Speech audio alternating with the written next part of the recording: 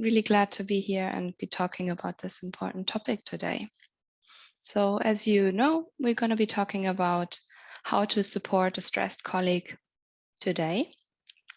And it's going to be a little bit more interactive and hope we'll see how what kind of ideas we can float from you and from my side, of course. So first of all, I assume that most of us are currently in an environment or working on a regular basis with colleagues. So that gives us a lot of opportunities to actually notice how the other people are doing. So you probably have the situations in which you interact with your colleagues, whether it's directly in person or through the internet, through web workshops or just online meetings. And you just get a feeling of how the other person is doing.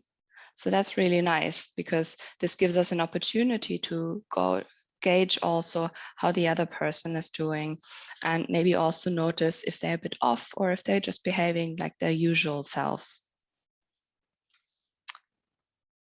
So,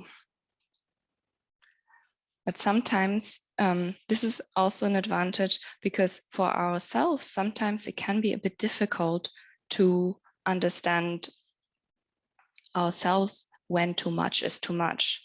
This has several reasons because the way stress works, unfortunately, is that it kind of has the tendency to build over time. So rather than going up and down very quickly, it has this tendency of several factors playing together, adding up over time, which makes it really difficult to understand when we should be seeking help. And another point is that emotions vary a lot from situation to situation. While maybe we notice that we are stressed in the morning, but then we have a nice coffee break with a colleague and our stress goes down. Again, that kind of can make it difficult to understand, all right, am I stressed enough to seek help? Or is this just normal because right now I'm feeling fine? So these are some issues that make it quite difficult to then maybe find the right time to then start seeking out help. And finally, stress has this effect on us that it impacts our information processing. Not only is it often difficult to decide when to take further steps to seek help, it can also be just difficult in general to process information correctly. What I mean by that is you don't think quite as straight as you would usually do when you're stressed. So here is where the other person comes in, right? When you're looking from outside and you're just observing the other person, sometimes it is easier to notice these subtle changes over time. It is easier to determine, hey, my colleague is more stressed than usual and I don't think they're feeling very well. I think they really should be seeking help at this point. Or maybe I can help them, give them a little nudge to ask for help or look for some other resources to help them cope with how they are doing. So that's a nice thing that you can do from the outside. So now we're coming to like a little bit of a reflection exercise, and I can see that you're quite active in the chat. I love that. So my question to you is now, how have your own experiences been in receiving support?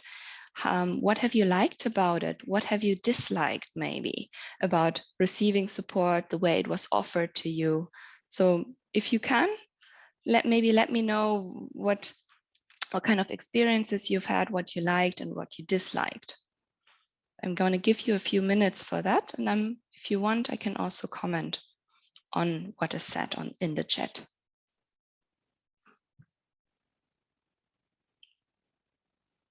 I'm going to give you a moment to think about it. So when you were receiving support in the past, did you like it? Was it a good experience? Was it maybe a bit awkward?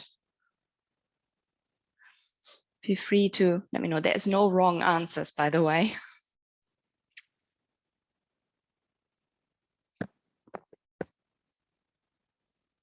That sounds good. Thank you for sharing. So a gentle approach is nice. Yeah, yeah, exactly. Yeah. So asking or offering help too quickly sometimes can feel a bit uncomfortable, maybe too early. Mm. Yeah, I think that's probably true, that it is better now. Mm. I think there's probably a lot more empathy out there these days. It's a bit more accepting of struggles. Yeah, yeah, it can be difficult to accept. Yes, thank you so much for all these great ideas. Mm. Yes, yes. So sometimes you might be in an environment where you might wish for a bit more, even still. Mm.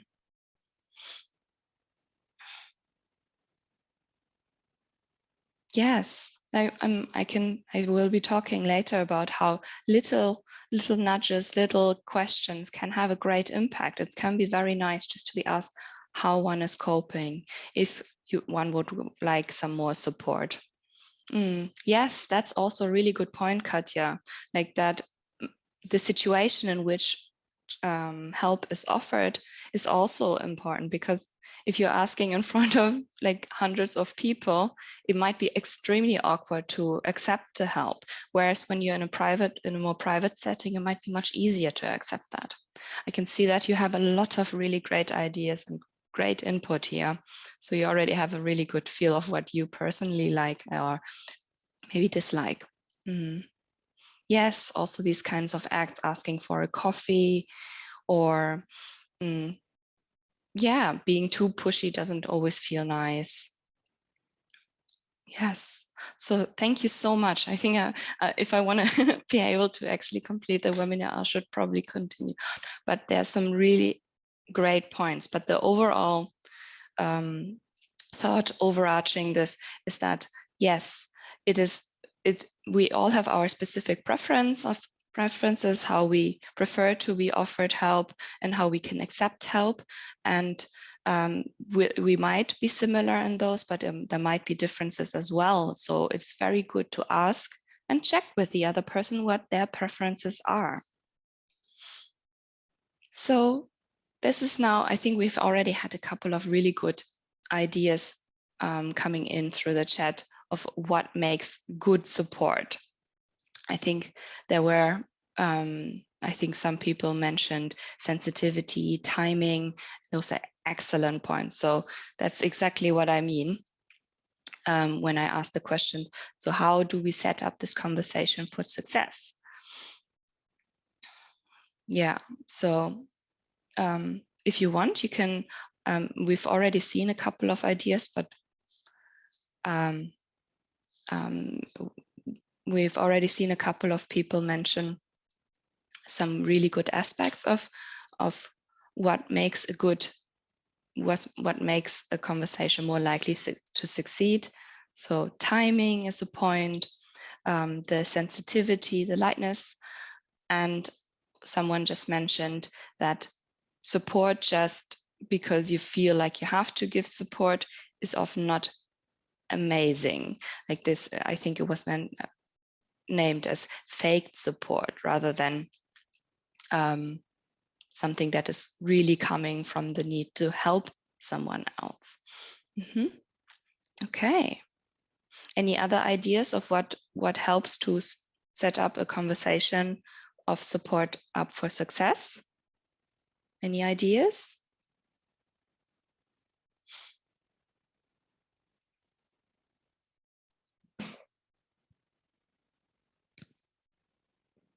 Yes, very good. Discretion, empathy, compassion, excellent. Private conversations, again, very good. And yes, perspective taking. So what is the other person experiencing? What are their thoughts maybe in this situation? taking the time to set the person aside. Exactly. Maybe exactly connect on this human level rather than the working role, maybe. Great, thank you so much. And yes, using the same language as like anticipating or connecting more personally through maybe a bit more comfortable language rather than a very businessy tone. Thank you so much. Yes. Great. Okay, thank you. I think I'll move on now, and you will probably see that a lot of your ideas will be named in the future slides. So thank you very much for being so active. Okay, so one of the things that often holds people back in offering help is that they don't want to impede into the other person's personal space. So rather than addressing an issue with someone, asking them, hey, is there something I've noticed you're not doing so well, or I've noticed you've been you seem a little tense these days. Is there something on your mind? Is there something that I can do to help you? People refrain from doing that because they don't want to get too personal. They don't want to be in their business.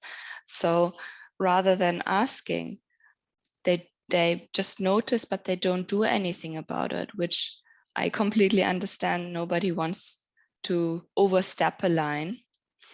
However, it can be such a nice thing. The right kind of prompt, the right kind of careful question at the time can be just the thing. And rather than wondering, okay, is this going to be received well? Is this going to be awkward? Am I going to put the wrong words to it? Ask yourself, okay, if I was in this situation, how would I want to be approached? And you've mentioned all of these really great factors that play into it: privacy, careful broaching of the subject, and so this can help. So sometimes there might be a situation in which you offer help and in which you want to support the other and they are not receiving it well. They, rather than being accepting of it, they tell you to maybe keep your distance. This is none of your business or something like that. And that's okay. They're completely free to react to that. If your intention was good, if you address the issue as sensitively as possible, then you've done all you need to do. It is not your job to convince the other person.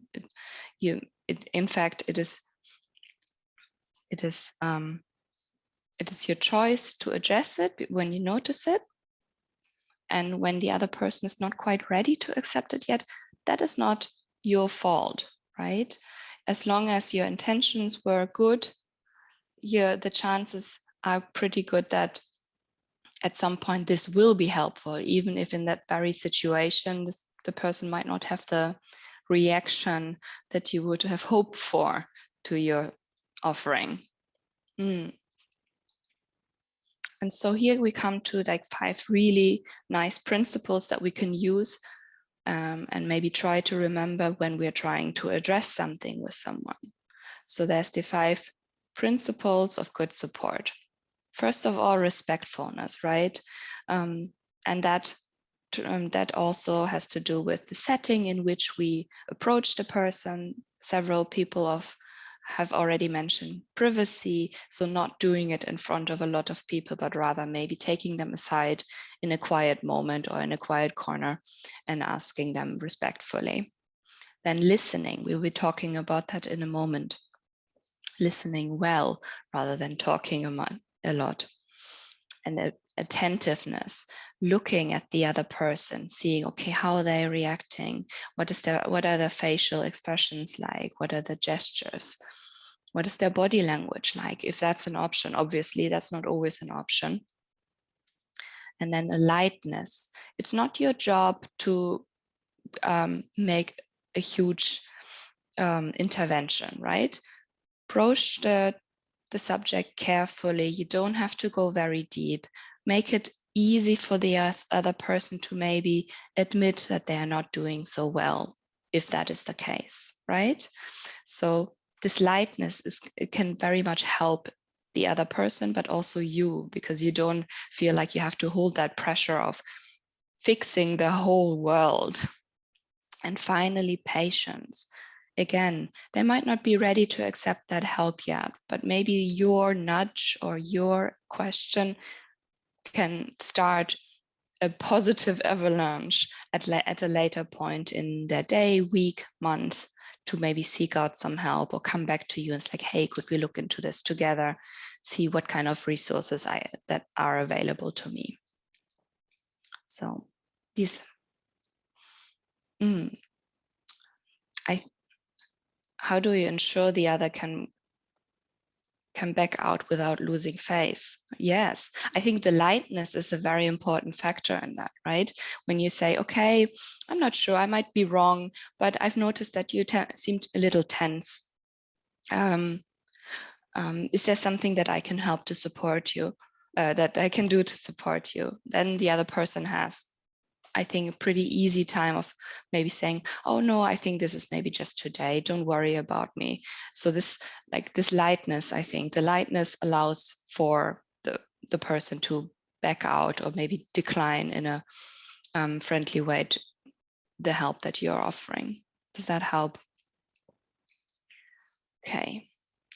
And now we're coming to one really important aspect, which is good listening. I do listening on a daily basis as my job, but I know it's not always easy, right? We often, especially when we're noticing someone is struggling, what we would really like to do is like give them advice. I would like to maybe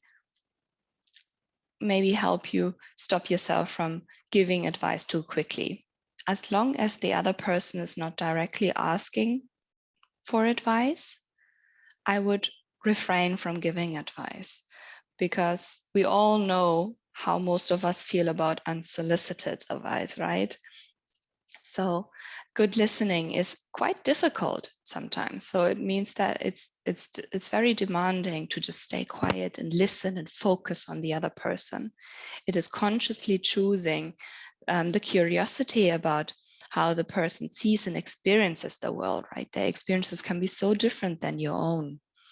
And it also requires putting yourself aside for that moment, which includes that advice that is burning on the tip of your tongue, and to make room for the other person and their experience. Let them talk, let them express themselves in the ways that they can.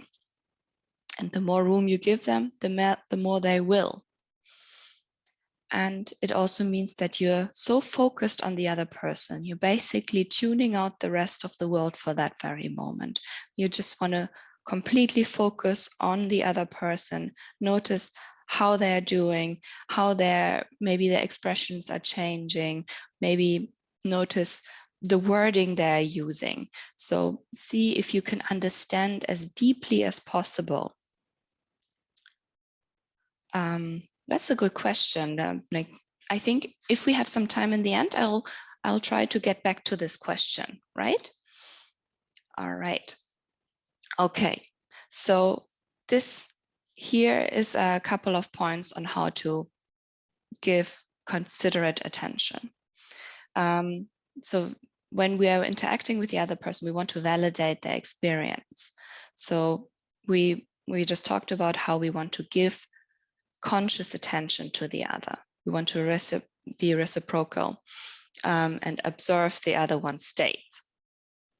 Mirror them a little bit. If they are smiling, try smile a little bit back. If they are looking serious, try to keep your own face serious. Same with the gestures. On the other hand, you want to try to understand the other person's point of view. So ask them questions to understand better, reflect and paraphrase. Hey, I've noticed you said this, or do I understand correctly that this and this and this? Then you paraphrase what you understand from what they said. And normally people will then either nod and say, yes, you understood, or they might add some information that you might have missed. and then express the information in a way that is suitable for each moment. So rather than maybe going to extremes, oh, well, since you have this burnout, that might be a big piece of information for them. And also, how qualified are you to make this assumption? So rather than going into the extreme, also playing down the other experience, I don't recommend that. Just trying to paraphrase and be on that same level, express it. You can very much lean on how the other person is phrasing something, on how to gauge, okay, how intense is whatever they're describing to me right now. And then finally, treat the other person respectfully.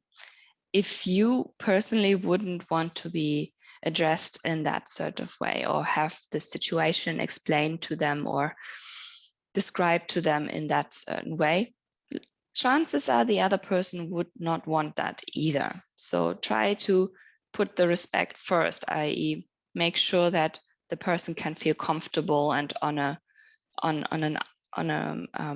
eye level with you.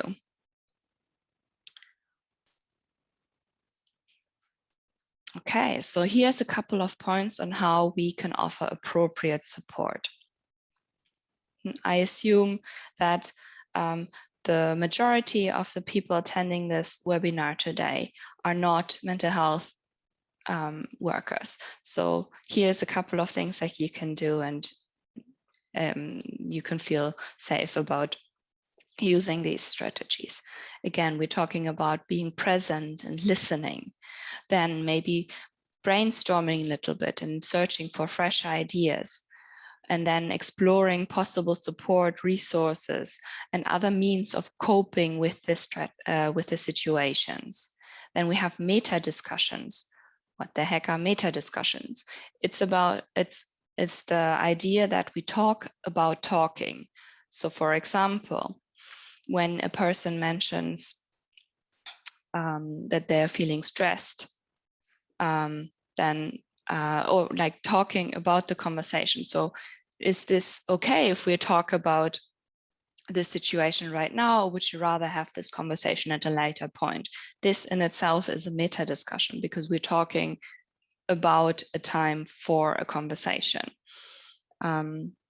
And then we have the small little things that we can do on a daily basis, which is these little acts of kindness, bringing a colleague a nice cup of coffee because you notice that they have been having a lot of work on their desks, or asking them for lunch. Hey, do you want to go together? I'm maybe also helping them to take a break from work and allowing them to maybe open up a little bit during the lunch break. If that's okay for you, obviously you should never offer something that you yourself don't feel comfortable with. And then further on, you can, if they ask for it, or if you think that maybe there is an idea, a fresh perspective that you haven't explored yet, here's some forward guidance. Okay, so maybe you notice that this conversation has been getting to a point where you know, okay, this is not really, I can't help you any further, but here is some resources that you could seek out. Your supervisor, occupational health, HR, and of course also added services like the Auntie support packages. All right, this is already the last slide. And the final question that I would like to leave you with is the question of, or the idea of, can you think of someone in your environment that might benefit from a little bit more support? What would be a good way to address that based on this webinar today? Yeah, I hope I can hear you again, Mikael. Yes, sorry, that was my headphone that was broken. Hey, thank you for this really informative webinar. So we have a few moments to spare, so we could have maybe one or two questions if you have anything on your minds. Mm-hmm. You are free to share them in the chat or in the Q&A section. Mm-hmm. Yeah. But I think the key thing here to remember also is that it's human to want to help those in needs or in stress. but it's also a good thing to remember that you don't have to have all the solutions for this individual. So just lending that ear and being there to listen and having that shoulder to support is a really good first step already. And then, of course, forward the individual forward to maybe Auntie services, HR, occupational healthcare, and so on. So the first step doesn't have to mean that you have to have the solution, just Absolutely. being there and listen. Absolutely. Yeah.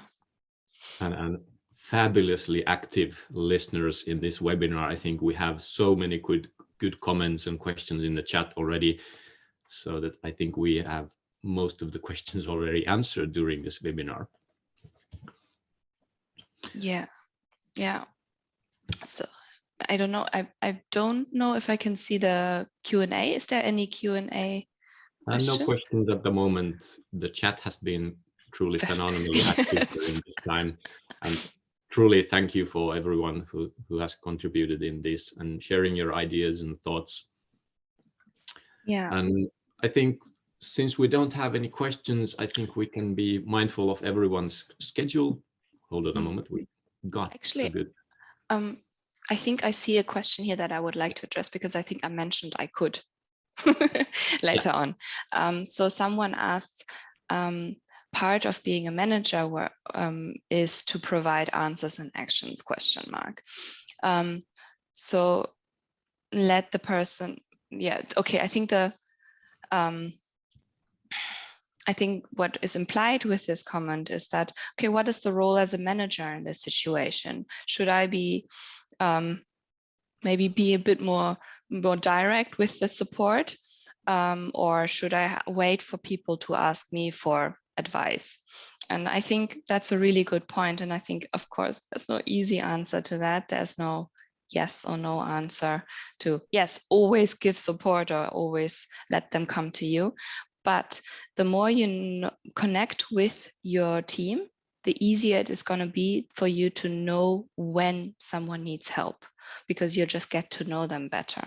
So, but on the other hand, allow them to don't jump in every single time they might be struggling a little bit, because people are quite resilient and do not want a micromanager, for example. Yeah. So yeah, that would be my answer to that now, off the cuff a little bit. Yes. Yeah.